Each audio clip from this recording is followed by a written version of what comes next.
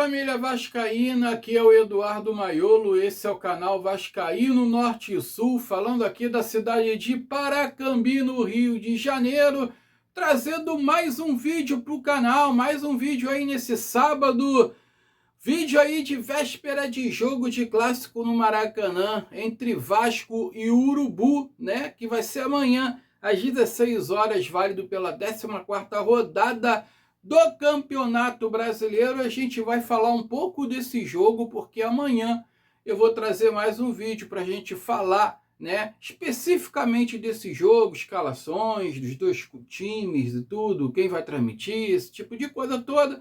Mas hoje eu vou abordar também outros assuntos, inclusive falando da política do Vasco da Gama. É isso aí, vamos falar de política hoje, que é um assunto que gera muita polêmica, está gerando polêmica até hoje. Grupos de WhatsApp aí fervilhando com política, mas antes de mais nada, peço a vocês para que deixem o like, para que deixem o joinha, para que se inscreva no canal. Aquilo tudo aí que vocês puderem fazer para me ajudar aí no canal do YouTube, inclusive aí compartilhar mais esse vídeo aí na plataforma do YouTube para poder impulsionar o canal aí para mais pessoas terem conhecimento do canal, me dá essa moral, me dá essa ajuda, pois eu preciso muito da ajuda de vocês, tá, pessoal? Antes de falar de Vasco, tá? Antes de falar, minha pauta tá caindo de novo. Antes de falar aqui de política do Vasco, que tem muitos assuntos aqui relevantes, tá? Sobre a política do Vasco, eu quero falar aqui da 14ª rodada do Campeonato Brasileiro, que começou hoje, e com uma notícia aqui importante O jogo contra o Urubu ainda vai acontecer, mas eu já vou adiantar o próximo adversário na 15ª rodada do Campeonato Brasileiro, que aconteceu um fato hoje, né, que importa muito a nós vascaínos, né, em relação a esse adversário da 15ª rodada. Hoje tivemos aí Botafogo e Remo. Botafogo tomou uma virada, surpreendentemente, dentro do Engenhão. Aí é que eu vou falar uma coisa para vocês, tá? Toda a crise que está acontecendo com o Botafogo, na SAF do Botafogo, esse estado falimentar que a SAF do Botafogo se encontra, João Textor sendo afastado, a Eagle sendo afastado, a SAF voltando para a mão do associativo do Botafogo, assim como aconteceu no Vasco da Gama. Quando começam as derrotas dentro de campo, aí mesmo que a gente vê a dimensão da crise, né, cara? Como é que ela tá se alastrando dentro do clube, né? Então, tudo que acontece externamente, enquanto tá ganhando, enquanto o time tá ganhando, enquanto o time tá ali, né, performando dentro de campo, enquanto não tá tendo resultado negativo dentro de campo, ela é camuflada. Vocês estão entendendo? Parece que não está acontecendo nada, né? Apesar, né, de muitos veículos de comunicação que falam de esporte, né, falar que a SAF do Botafogo está numa ladeira sem fim, né? Um carro sem freio descendo a ladeira, desgovernado, que vai se chocar com o muro lá embaixo, né? Mas aí uma derrota por Remo agora, de virada dentro do Engenhão, cara, isso daí, sabe, deixa o negócio mais latente, né?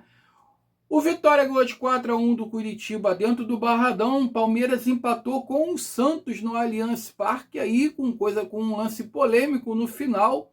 Palmeiras chegou a virar a partida, mas parece que o VAR anulou o gol do Palmeiras aí, parece que pegou um toque de mão do jogador do Palmeiras ali na hora do gol. Eu não vi o jogo não, só sei aqui, tô sabendo superficialmente, tá, gente? Cheguei do trabalho agora não, cheguei ainda há pouco, tava fazendo a pauta do vídeo, tô cansado pra caramba, não vi jogo nenhum, não deu pra ver, enfim, tá? Agora o jogo aí que importa a todos nós vascaínos aí, ó, Atlético Paranaense empatando Barradão, isso aí, dentro da Arena da Baixada, com o Grêmio, tá? Sendo que o Atlético Paranaense perdeu 2 jogadores importantes para a 15ª rodada do Campeonato Brasileiro, que será contra nós, justamente contra nós, aqui em São Januário, tá? Se trata do atacante Viveiros aí, a sensação do Atlético Paranaense, o artilheiro, principal artilheiro do Atlético Paranaense, tomou o terceiro cartão amarelo, está fora da partida contra o Vasco. E o Lucas Esquivel foi expulso na partida de hoje contra o Grêmio, também está fora da partida contra o Vasco. Então, o Atlético Paranaense, o nosso adversário da 15ª rodada, com duas baixas importantes aí para nos enfrentar em São Januário. Que bom, né, cara? Que bom. Além do Urubu, que está com 7 desfalques para amanhã, né? O Cruzeiro perdeu em casa, no Mineirão, né? Mineirão, estava perdendo de 3-0 para o Galo. Esse jogo está em andamento, ainda não terminou, mas parece que o Arroio lá do Cruzeiro também foi expulso e o Galo está ganhando aí de 3-0 do Cruzeiro. Pessoal, vamos falar da SAF do Vasco, tá?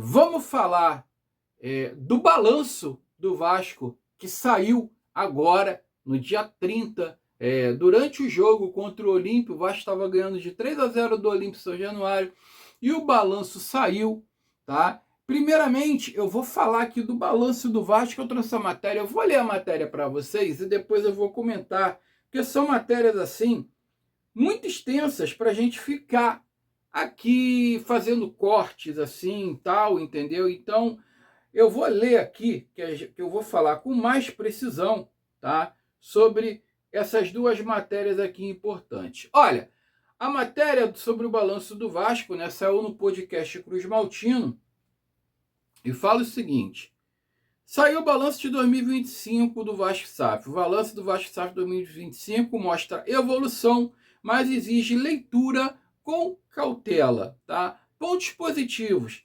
crescimento relevante de receita, retorno ao lucro, 85 milhões, tá?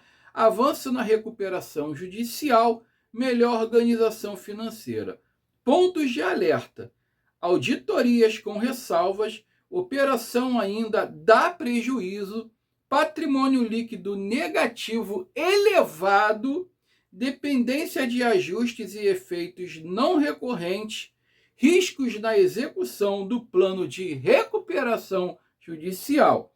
Resumo: há sinais claros de melhora, mas o cenário ainda está longe da estabilidade. Gente, isso daqui, existe uma matéria extensa com todo o detalhamento desse balanço do Vasco, inclusive falando da recuperação judicial aí, que ela tá na casa aí, se eu não me engano, dos 500 milhões, arredondando, tá? 400 e poucos milhões, entre 500 e 600 milhões ali, tá? E mais a longo prazo, né? E que fala ali que, assim, com grande impacto aí para os credores, inclusive. Só que, assim, a longo prazo, fala também do patrimônio líquido ali, tá bem negativo também. E fala também, inclusive, que a auditoria, né, a diretoria vascaína não colocou ali, por exemplo, o empréstimo feito mediante a Crefisa de 80 milhões, né, que coloca ações da SAF como garantias. Também não colocou ali um outro déficit ali importante, que agora está me falhando a memória desse déficit aí, mas também não foi contabilizado, e isso gera ali, de repente, um faturamento, um faturamento positivo inexistente, que na verdade ali, né, na prática não existe, ele só existe no papel, ou seja, ele só existe virtualmente, né, mas que na prática ele não existe, porque se trata de um empréstimo, de um dinheiro colocado no clube, mas que foi através do empréstimo. E não, assim, dinheiro novo, não, como é que eu vou dizer, ativos ali, com venda de jogadores ou de patrocínios e coisa parecida. Então, cara, realmente está esperando muitos cuidados aí, esse faturamento do Vasco, essa recuperação judicial. Ela tem que ser conduzida de uma maneira responsável, de uma maneira coerente, para não sair dos trilhos, que senão falência na mesma hora, cara. Se qualquer coisa sair, se mijarem fora do pinico um pouquinho nessa recuperação judicial, é fechar as portas, tá? Decretar falência no clube e acabou, né, o futebol do Vasco da Gama. Então, assim, a recuperação judicial ela é válida por um ponto, porque tem desoneração das dívidas, né? Os juros baixam consideravelmente, tem juros que baixaram aí mais de 90%, inclusive, ganha fôlego, né? Ganha tempo para se pagar, né? Mas também tem que ter muita ressalva, tem que ter muito cuidado, porque são geradas novas dívidas, foram geradas novas dívidas de 2025 para cá, né? E tudo isso aí entra também como dívida, entra também como passivo, então tem que ter muito cuidado para não sair do caminho aí da recuperação judicial, pessoal. Agora vamos falar aqui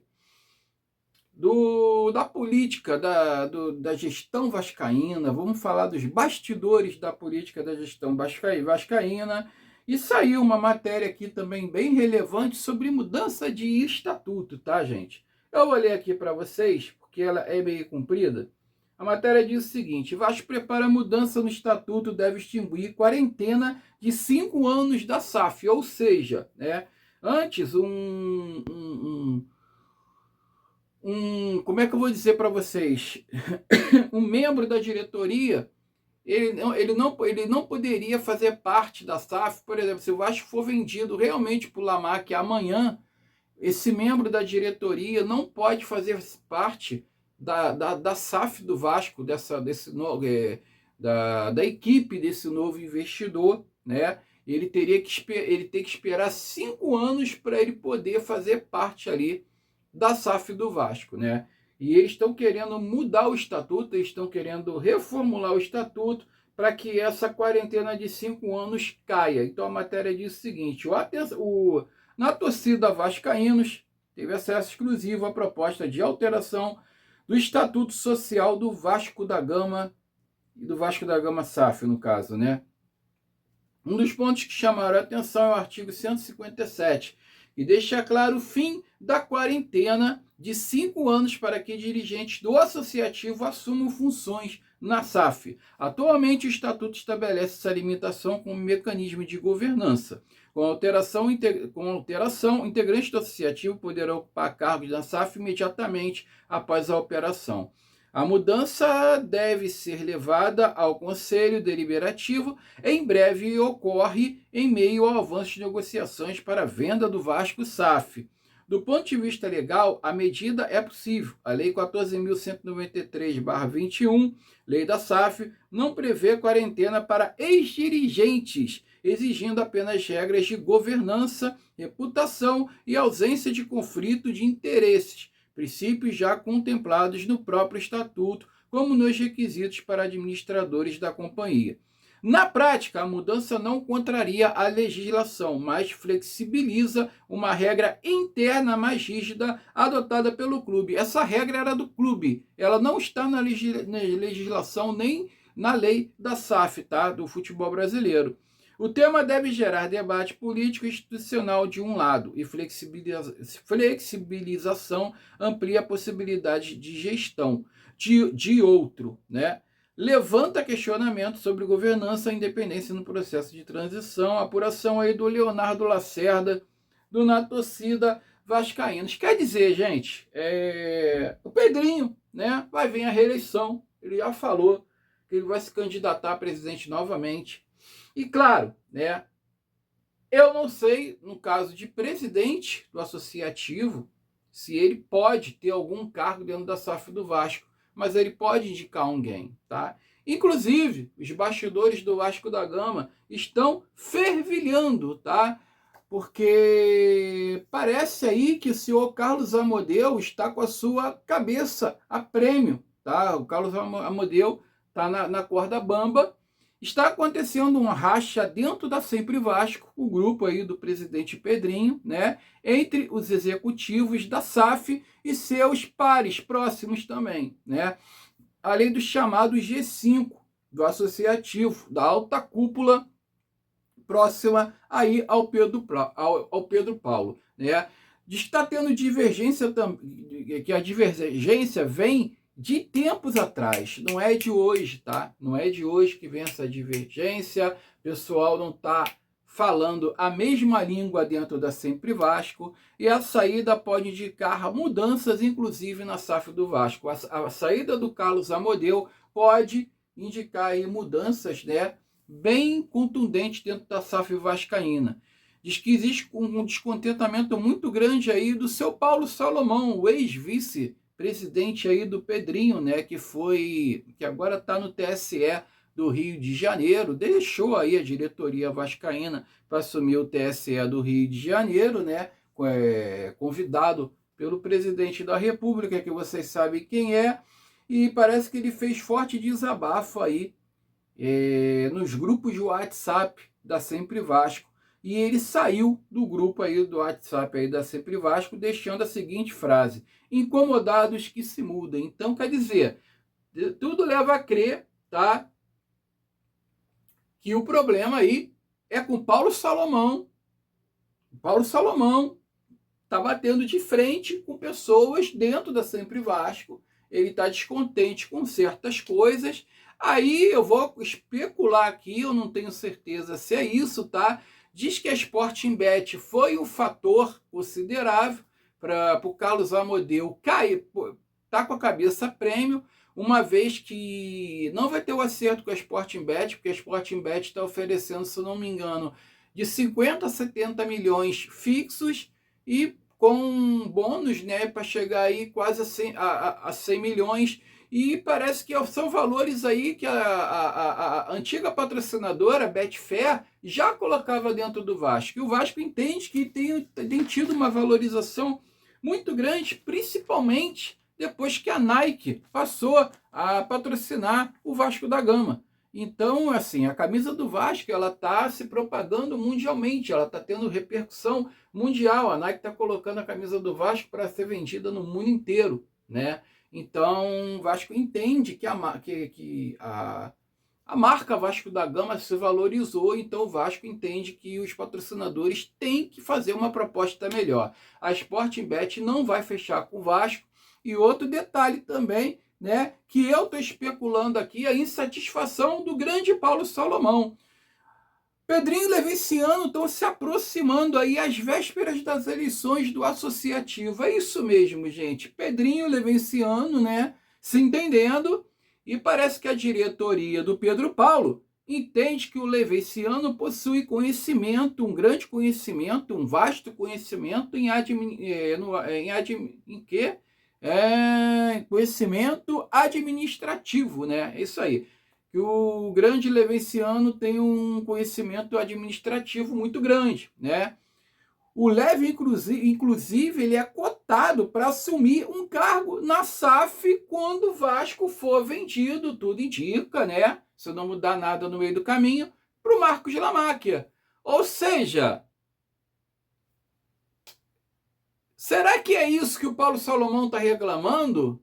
Será que é disso que o Paulo Salomão está se queixando? Né? Porque tem uma matéria do GE dizendo o seguinte, que a baixa resistência, que o estatuto, né, que o Vasco está querendo reformular, está querendo mudar, para que caia essa carência de 5 anos, está tendo baixa resistência interna, tá?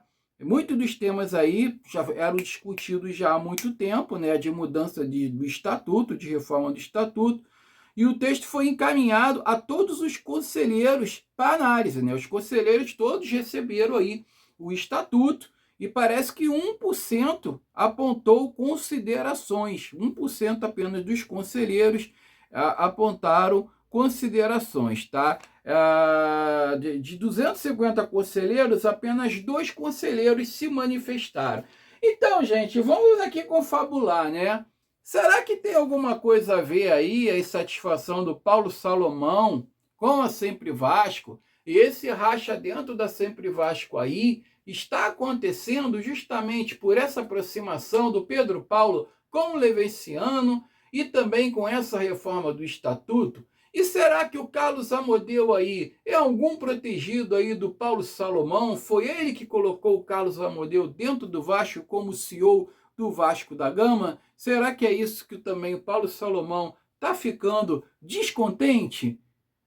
Né, cara? São perguntas aí que tem que ser feitas, sabe? Que o negócio, a política do Vasco, toda época de eleição é esta merda, né, cara? Dentro do Vasco da Gama. Então, tire suas conclusões. Eu vejo um monte de gente dando porrada no Pedrinho, cara, dentro de grupo de WhatsApp, que eu não consigo entender assim. Cara, as críticas são válidas, aí não é tudo perfeito na gestão do Pedrinho. Eu não estou aqui para defender o Pedrinho, eu não estou aqui. Eu nunca fui a favor do Pedrinho como presidente do Vasco, diga-se de passagem, tá? A minha preferência nunca foi pelo Pedrinho, tá? Nas últimas eleições, nem nas penúltimas eleições. Eu nunca fui a favor da Sempre Vasco, pelo contrário, sempre critiquei a Sempre Vasco, sempre critiquei a Mais Vasco também, aí, que é o grupo do Salgado, que se apoderou do clube, que vendeu o clube, fez esta merda toda, e a gente está passando por esses problemas de dívida e o caralho a quatro, correndo risco aí de estado falimentar, justamente por causa dessas pragas aí da Mais Vasco aí, Salgado, Carlos Osório, Carlos Fonseca, Duque Estrada, todos esses aí que estiveram aí, né? Assim como o pessoal da Sempre Vasco também estiveram envolvidos também, né? O Pedrinho tá aí tentando consertar as merdas que fizeram e tal, não sei o quê, com falhas e acertos, né? Enfim, mas eu vejo muita gente aí que, inclusive, era a favor do Leven, como eu era a favor do Leven, dando porrada no Pedrinho hoje a torta direita. O time não pode perder uma partida que cai de pau em cima, porque é uma gestão de merda, que só fazem merda. Por isso que o Vasco tá assim, contratam jogadores de merda, colocaram o Vasco no MRJ para dar desculpa, para contratar, para formar um elenco de merda. Os argumentos são esses, você tá entendendo? Mas aí, tá aí o Levenciano se aproximando do Pedrinho. E agora? E o Paulo Salomão brigando com a Sempre Vasco. E agora? Só que tem o seguinte, tá, gente? O Paulo Salomão, ele tem uma influência jurídica no Rio de Janeiro muito grande, tá? Isso tem que ser levado em questão. Você tem inimigos, cara, que é melhor você ter perto de você do que você ter distante. Do que ter ele com raiva de você. É melhor você ter esses inimigos perto de você, porque ele tem uma influência muito grande com desembargadores no TJ do Rio de Janeiro, com filhos de desembargadores, com juízes, e não é à toa que o Vasco conseguiu um monte de coisa na justiça, inclusive afastar a 777, né, da SAF do Vasco da Gama, do futebol do Vasco, né, justamente por causa desse conhecimento jurídico que ele tem, tá? Então, não só jurídico, como político. Não é à toa o cara é presidente hoje do TRE do Rio de Janeiro. Então, cara, o cara não é pouca merda, tá? Então, assim, tem que ter muito cuidado e devagar, porque o andor é de barro, tá? E, cara, tipo, eu não sei se é uma boa também o Paulinho Salomão rachar com a diretoria vascaína, não, tá? Fica o recado aí, fica a ressalva aí. Não sei se é uma boa, não. Olha, e o Pedrinho, né, falou que ele é a favor aí da remuneração para os principais cargos da SAF, né? Quando o Vasco for vendido para novos investidores, ele falou que ele não é contra, que ele é a favor que tenha cargos remunerados. Só que ele falou que vai abrir mão do salário dele se ele for reeleito presidente do associativo. Olha que beleza. Muito bom, Pedrinho. Poxa, que exemplo, hein? Diz ele que vai abrir mão aí dos vencimentos dele, do salário dele como presidente do associativo. Nossa, olha, fiquei muito feliz agora, gente. Vamos ver. Vamos esperar para ver o que vai acontecer. Cenas do próximos capítulos. Agora vamos falar de campo e bola, né? Vamos falar do jogo de amanhã, né? Andrés Gomes está liberado, Thiago Mendes está liberado, voltaram a treinar, vão ser relacionados para a partida de amanhã, graças a Deus. Só que a triste notícia fica por conta do Cuiabano, que o Cuiabano não treinou e o Cuiabano não vai para o jogo, tá, gente? Então, em seu lugar, vai entrar o grandíssimo Lucas Piton. Então, a escalação do Vasco deve ser a seguinte, com mudanças no ataque, tá? Léo Jardim, PH na lateral direita, eu colocaria o Puma, tá? Alan Saldívia, Robert Renan, Lucas Piton substituindo o Cuiabano, que foi vetado. No meio, Cauã Barros, Thiago Mendes e Rojas. Finalmente o Renato me escutou, cara. O Tietê volta também, vai ser relacionado, né? Teve um piriri no jogo contra o Olímpia, não pôde jogar, mas tá legal agora, vai ser relacionado também, mas não será titular, graças ao meu bom Deus. E graças a Deus o Renato, acho que ele fez, eu consegui fazer a telepatia com o Renato Gaúcho e ele entendeu que o Rojas tem que estar nesse time, cara. Olha o ataque. Adson, Andrés Gomes e Spinelli. Formidável, cara. Até que enfim, Renato. Até que enfim, Renato, você leu meus pensamentos, Renato. Eu só trocaria o Puma, eu só trocaria o PH pelo Puma. Só isso, mas show. Beleza, cara. O que você tinha que fazer, você fez. Graças a... Se foi isso, né? A provável escalação do GS foi isso, graças a Deus, cara. Além disso, Avelar e Ramon Rick serão relacionados de novo na partida de amanhã. Os moleques se agradaram, voltaram. Se o Lucas Piton não for bem, tá aí o Avelar pedindo passagem, tá? E eles vão desfalcar. Na verdade, eles desfalcaram o Vasco no Sub-20 hoje. Não sei nem quanto é que foi o jogo, tá, gente? Na Copa Rio contra o Ameriquinha, tá? O Ramon Rick, inclusive, que assinou um contrato lá em 2025 até dezembro de 2029 com uma puta de uma multa rescisória de 60 milhões de euros, cerca de 350 milhões de reais. Mais uma joia da colina aí se destacando. Vamos ver, tomara que ele entre amanhã e arrebente também com o jogo, cara. Já pensou se esse moleque entra dando 0-0 e ele desequilibra? Porra, vou te contar, cara. Olha, uma triste notícia aqui, cara, fica por conta aí do Cria, voltando a falar da base, né, tá?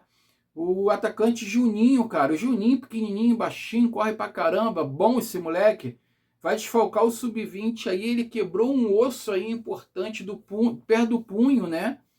Na verdade, do punho, ele quebrou um osso importante do punho, perto do antebraço, né?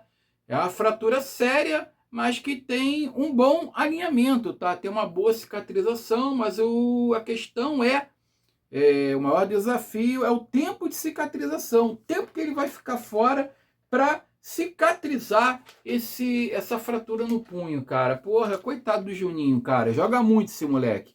Corre pra caramba, é agudo, é habilidoso. Tomara que a pronta recuperação para ele, que ele volte quanto antes, gente. Olha, a arbitragem aqui para o jogo contra o Audax italiano do Chile já tá certa, tá? A arbitragem colombiana. O árbitro será... Pera aí, gente, rapidinho que a minha pauta tá caindo. O árbitro será o John Ospina, colombiano, auxiliados pelo David Fuentes e o John Galego, também da Colômbia. O VAR vai ficar por conta do Ricardo Garcia.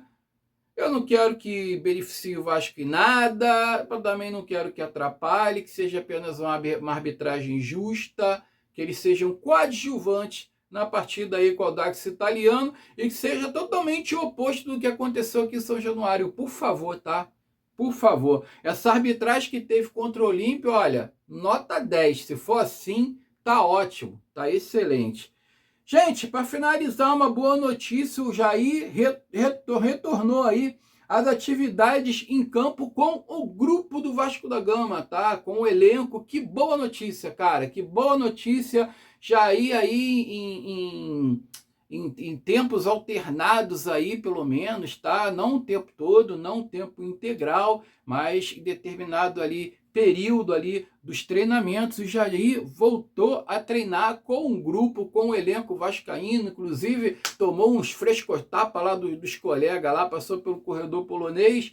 Jair voltando aí, cara, fazendo aí, completando em estágio final, né, de sua transição aí, daquela ruptura de ligamentar que ele teve lá no joelho dele.